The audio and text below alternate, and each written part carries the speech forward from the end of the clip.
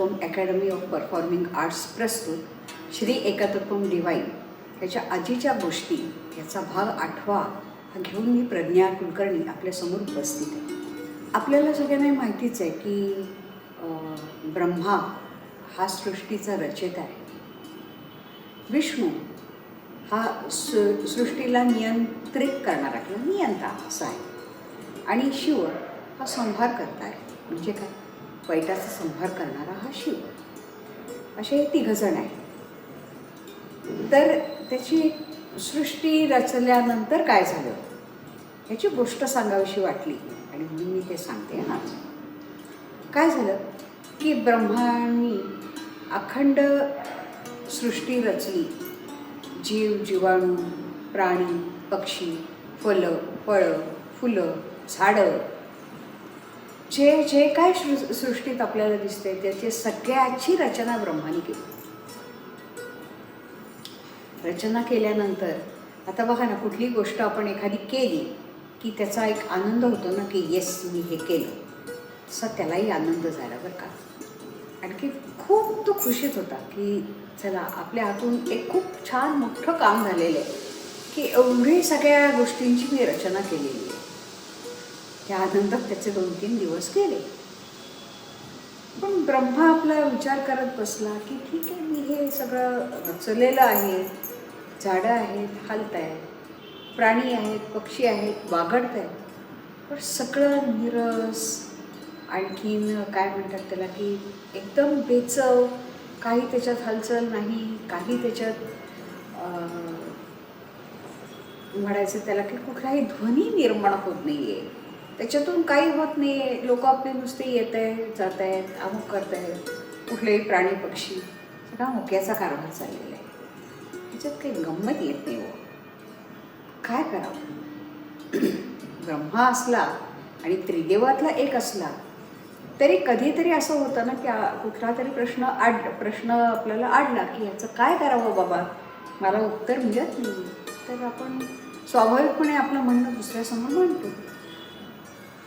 त्यांनी ती गोष्ट विष्णूसमोर मांडली. तर विष्णू म्हणाला की एक काम कर की तू अशीच प्रार्थना कर, बघूया काय होतं. विष्णूचा सल्ला ब्रह्माने घेतला, विचार करू लागला आणि त्यांनी साधना सुरू केली. आणि साधना करता करता एकदा काय झालं की त्याच्यासमोर एक अतिशय दिव्य अशी मूर्ती स्त्री रूपात उभी राहिली. 4 भुजा होत्या. एका हातात काय म्हणायचं त्याला कमंडलू होता, एका हातात पुस्तक होतं, एक हात वरदायिनी म्हणतात ना ज्याला की वर देण्यासाठी असा एक हात होता आणि एका हातात वीणा होती. मी काय केलं की त्या वीणेचा झंकार केला. वीणेचा झंकार केल्यानंतर चराचरात चैतन्य निर्माण झालं.